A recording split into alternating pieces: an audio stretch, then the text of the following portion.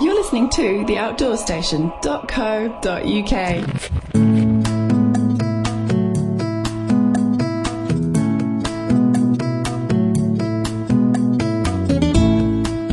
The bivvy bag is a strange item, isn't it? A slug of material you wriggle into and then spend the night staring up at the stars with no other luxuries to hand. The bivvy bag is the simplest method of camping, much sought after by adventurers and lightweight backpackers, and yet seriously misunderstood, as every bivvy night is so different for numerous reasons. This gives the bivvy bag an air of mystique, along with the people who use them on regular occasions. One such person is Ronald Turnbull, the author of The Book of the Bivvy, a small handbook which goes some way to explaining the practicalities of using a bivvy bag, what to expect, and how to extract the maximum pleasures from the simplest form of shelter there is. Of course, the front cover might help sell the romance of it all.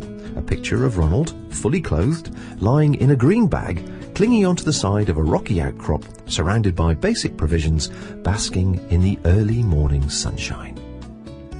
The book sells quite well on its own. Actually, I think it's the misery that sells the book. There's a lot of perverse people out there. And what makes this book interesting is the stories. I mean, then the night on the summit of Ben Ledi, when we woke up in the morning and it all felt a bit strange in the dusk, and there was an odd colour, and was it the moonlight through the clouds? No, it wasn't. It was 1.5 inches of slush lying across the summit of the mountain and over our bivvy bags. And it's not fun at the time, but it's fun to look back on afterwards, and it's a great photo in the book. So yes, the front cover is one side of it, but if it was all fun, it wouldn't be such fun. Yes, that's right, and there'll be crowds on the summit of Snowdon in bivvy bags instead of having it all to yourself above that lovely cloud sea with, I mean, what time of day is that? That's breakfast time. Breakfast? Yeah, I think the sunrise isn't in there, but the sunrise was absolutely magical, sort of crib goch, you know, and pointy, emerging out of a sea of darkness into a sort of rosy pink. It wasn't a glow. What's stronger than a glow? It was a conflagration, really. Wow. And you can see that white, you know, we're above a cloud sea and the clouds sort of surging in and out through the gap in front of Llywith. And also it was, I mean, the temperature was about 10 degrees. You could get out of the bivvy bag and just sort of stand there enjoying the sunrise without sort of shivering and feeling how miserable it was and having to put your waterproofs on for the little bit of extra heat that they give you. So that's not typical. I shouldn't have let them put that on the cover, really. Well, the Book of the Bivvy has to be, I would probably say, have to be one of the most unique outdoor books in the world, because I don't think anybody else has tackled the subject, and certainly has tackled it with the same sort of honesty as yourself. Well, it was the first book about bivvying. I think it's still the only book about bivvying, because it never occurred to anybody else that you could... I mean, the best books have misery in, don't they? Do you like Thomas Hardy?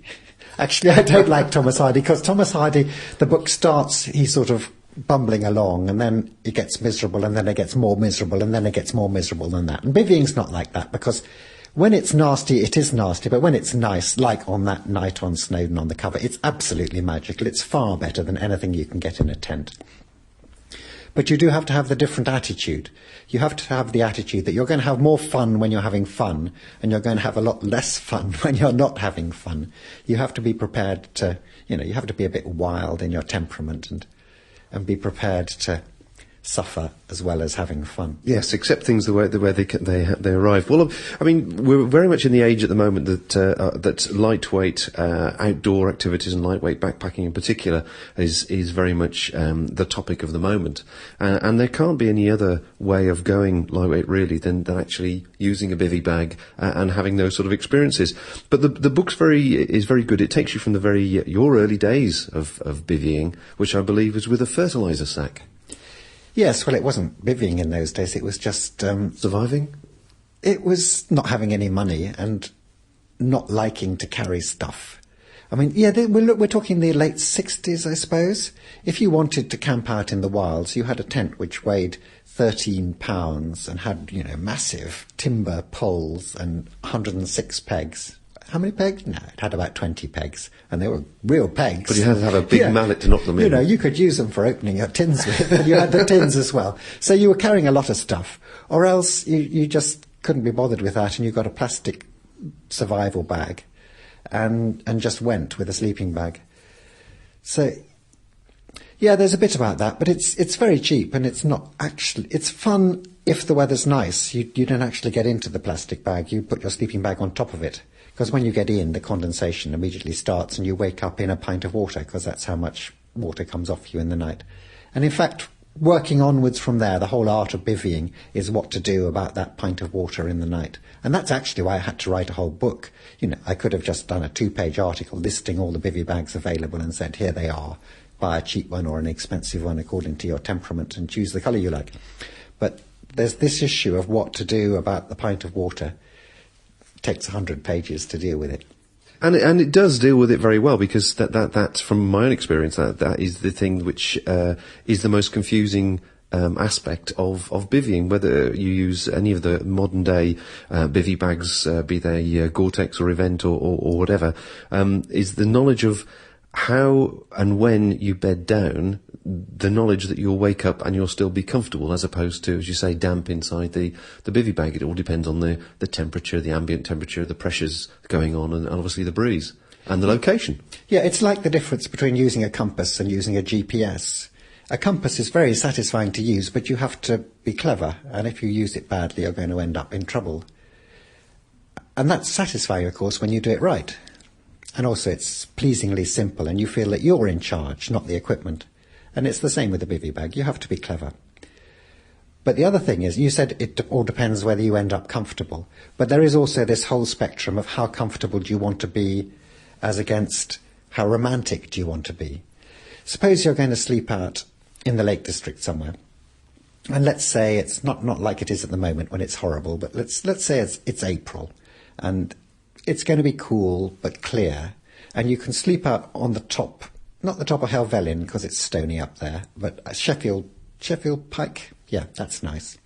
And you can sleep on the top, but then you'll be out in the breeze, you'll be rather cool. On the other hand, when the sun comes up, you have an absolutely amazing sunrise all the way along Ullswater. You might choose that, or you might dodge down into the little grassy hollows 200 feet lower down the mountain, and then you'll be really pretty cosy because you're sheltered. And the wind is the one crucial element that determines how warm you're going to be in the night. But you're going to miss out on the amazing view. And in one way, it doesn't do to be too comfortable, because then you sleep. And sleeping isn't altogether the point, because you do want to wake up from time to time and see what's going on, see the stars circling over your head. It's not like a tent, where you wouldn't actually see what was going on out of doors unless there was a bear scuffling around outside, and that's not in the Lake District usually. Whereas in a bivvy bag, you just have to open one eye, and there you are, you're out in the night, you see where the plough got to, you know, it moves around, it moves halfway around the sky in the course of the night, and Orion sinks below the horizon, a whole lot of new stars come up, and the lights of Penrith gradually go out as the night goes on, and then maybe a mist comes swimming up, you know, above the lake there. And possibly, while the street lights are still on down there in Glenridding, you see them shining through the mist. And you only have to, you just have to raise your head to see all this going on. That's what makes it so different from a tent. So if you were too cosy and comfortable, you'd miss all that.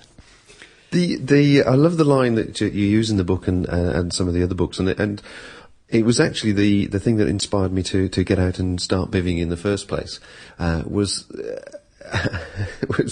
where you say, well, I walk until I'm tired. I lie down, I get inside my bag, go to sleep, and I wake up, I get up and get walking again. And there seems such a remarkable simplicity in that we've actually moved away from in many aspects in the outdoors world, because as you say, you take your tent and you take your comforts and perhaps your book and your MP3 player with you and all the other luxury items, but there's nothing simpler than just walking from A to B and having a stop somewhere in between. Yes, my first very early trip with this plastic bag was walking through the Black Mountains in South Wales and on to the Brecon Beacons. And I just finished my university exams and I needed to unwind, so I made a conscious decision that I was going to leave my watch behind. I walked with no idea of what the time was apart from the sun, so I would just walk until it was beginning to get dark, and then I would stop and go to sleep. And then when it started to get light, I would get up and walk on. And I never needed to sort of think, have I got as far as I should have been? Am I up to schedule? Because, I get to Vaughan Fark, but I didn't know if it was 3 o'clock or 11 o'clock, and if I was 2 hours early or 3 hours behind. So it just sort of releases, makes it all just much more relaxed, almost meditative doing that. It had one big disadvantage, that I got up at sunrise and went down to Crickhowell to buy some milk for my muesli. It's a real treat. And when I got there, I found it was 5 o'clock in the morning and I had to sit in a bus shelter for 2 hours waiting for the shop to open. You mentioned in the book at some place that for every night you spend in a bivvy bag, you should spend the alternative night somewhere warm and dry, presumably. What's the theory behind that? Well, there are various different styles of bivvying. You know, it's like walking down the high street. You can be on a bicycle wearing a little Peruvian hat, or you can be in a limousine. And there are various styles of walking over the hills with a bivvy. And one way, I mean, there is the austere way, where you have a tiny little rucksack and you cover 30 or 40 miles a day, and you're carrying custard cream biscuits in a plastic bag strapped to the top of your rucksack. And it's very satisfying because you get an awful long way and you see a lot of the country and you have great experiences.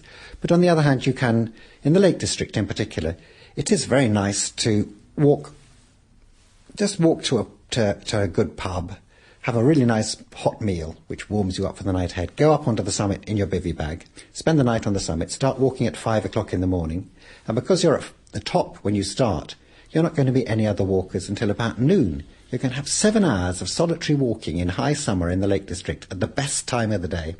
Then all these people appear just after the lights stop being really beautiful.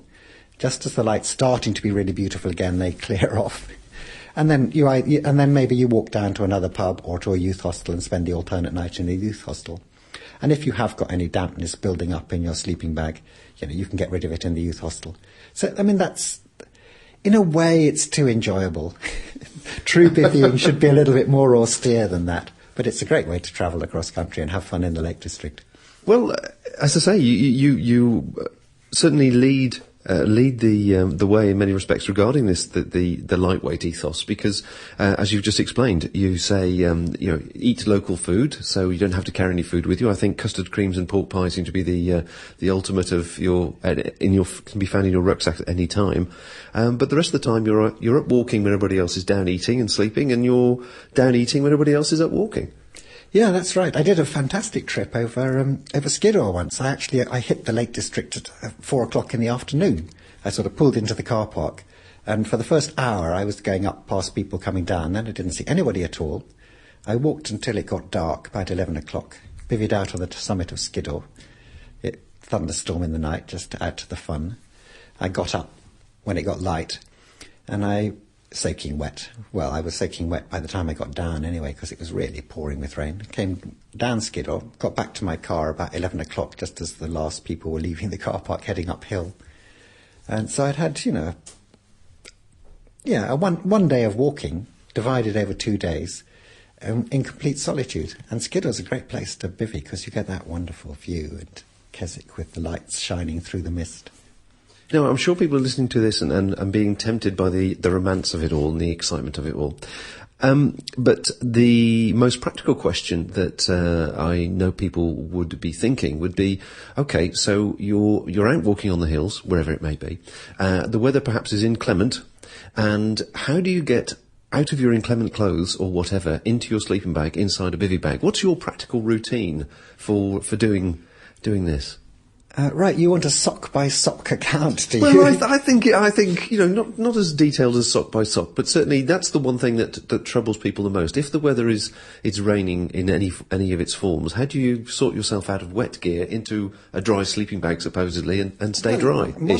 Modern gear, breathable, waterproofs, you're completely dry inside. Gore-Tex, if you're not dry inside, you write a letter of complaint to Mr. Gore, who lives somewhere in America. I don't have his address, it's probably at the back of the book there. If you're really soaking wet, you're not going to have, it doesn't matter what you do, does it, if you're already soaking wet. But if it started to, like on Skiddaw, if it starts to rain really hard an hour before you're going to bivvy, so you're still dry inside your waterproof. So when you get out the bivvy bag, you stretch that out, you shove the sleeping bag into it and unfold it. Then you sort of stand on the bivvy bag and take your boots off, and you put your socks inside your boots, and you put the boots upside down so that the rain runs off them, and if it stops raining in the night, they're going to dry out nicely. And then you get in, and then you undress inside the bivvy bag. But you have to do it quite gently, because if you do it too vigorously, you're going to get hot, and then you'll get sweaty, and it'll get damp. The very cheapest sort of bivvy bag is just a sort of condom, as it were, but the more expensive sort has a zip and a sort of hood, and if you can sit up in this, and the hood drapes forward over your head, and the rain runs off the top of the hood onto your knees, which are inside the lower part of the bivvy bag, and you can get a lot of stuff done there. And then you're just sort of reaching into your rucksack and grabbing things and pulling them into the bivvy bag. And yeah, when I did get a thunderstorm starting quite suddenly on Skiddaw, I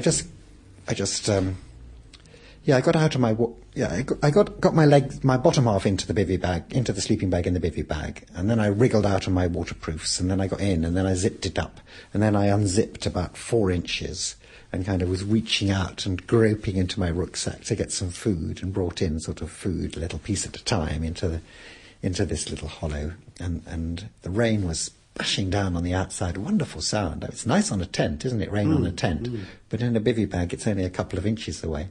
I mean, if you put it wrong, you can actually feel the raindrops hitting the outside of the bivvy bag. You try and adjust it so you don't actually feel the raindrops, because that's a bit disconcerting.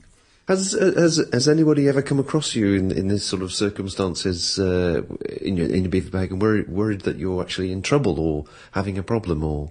Nobody ever comes across me, because I'm higher up the hill than they are, and by the time they're awake, I've been walking for a couple of hours. I sometimes come across people in tents who are still in there, and I sort of walk quietly past. I don't think oh yeah, it did happen to me once. I was on the top of Ben Moor on Mull. That was a fabulous night, with sort of cloud sea below us surging over the peaks, and a view out to all the lighthouses and Iona and everything out across the Atlantic. Then in the middle of the night it started to rain, and the top of Ben Moor there's a sort of circular cairn, what they call a shelter cairn. It's just a pile of stones, really. We were bivvied down inside this, and it came on to rain really quite hard at 6 o'clock in the morning, so we decided not to just stay where we were and see if it was going to stop. And about 8 o'clock in the morning, somebody appeared beside us on the summit, and he hadn't, he just sort of came through this wall, and suddenly there we were, 2 large green slug-like objects lurking on the summit of his mountain. And because he got to the top of the mountain at 7 o'clock, he hadn't been expecting any of his fellow humans, so he was quite surprised. But once he'd worked out that we were human, he was very friendly. His dogs worked out what we were before he did, I think. I think that's the only time I've ever been found in a bivvy bag. Well, let's just sort of draw this to a close now then. I'm sure, I hope many people listening to this will be inspired to give this a try at some stage. So if somebody is a bivvy bag virgin, as it were, and they want to take their tentative first steps out on the hills and in a middle of the range, should we say, bivvy bag, just so that it doesn't particularly recommend any particular type, what would you suggest to make the trip memorable without being unpleasant? That perhaps an area that should go to, or time of year, and any suggestions that they should take on board? They shouldn't have the middle of the range one. They should have the cheap one. That's the fertiliser sack. No, the cheap bivvy bag. There's bivvy bags at about £50, and they're a little bit heavier than some, and they're very basic. But it's always going to come in useful. And why spend more until you know if you're going to like it? Next thing, look at the weather forecast. Next thing, go to the Lake District or somewhere like that, have a bar meal, head up onto the summit. If good weather forecast, nothing can go wrong. If it rains in the night, you're going to sort of huddle into the shelter, and it's going to be a bit unpleasant getting out and getting it all packed up, and then you just hurry back down the hill again. And if it's nice in the morning, you put everything into your rucksack, put it on, say, oh, it's not really all that heavy, is it? And start walking at 6 in the morning and have just a fabulous day's hill walking with an extra 4 hours tacked onto the front. And the Lake District is just, the scale's right, the pubs are good, and there are a lot, the hills are nicely joined together, so you can have a long day's walking when you wake up in the morning. Wales, just as good, and lots of nice parts of Scotland, although the scale's that much bigger.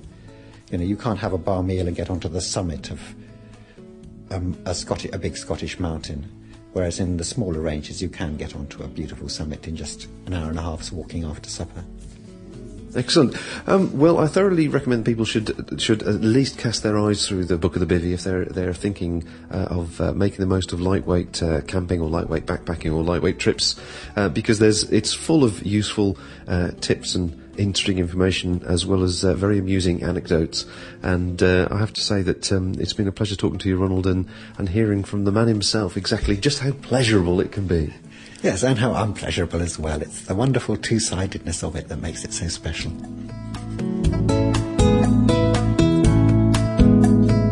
As I'm sure you've guessed, it takes a unique person to write a unique book, such as The Book of the Bivvy, and Ronald Turnbull is definitely that man. He's certainly travelled far and wide using this simple form of shelter, and the book is filled with stories and explanations as to why certain nights became much more enjoyable than others.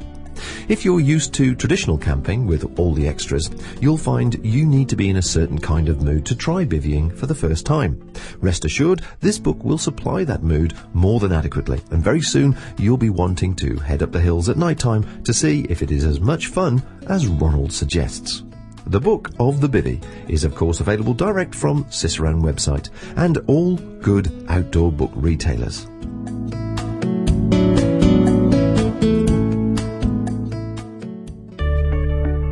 This sponsored programme is produced and hosted by theoutdoorstation.co.uk.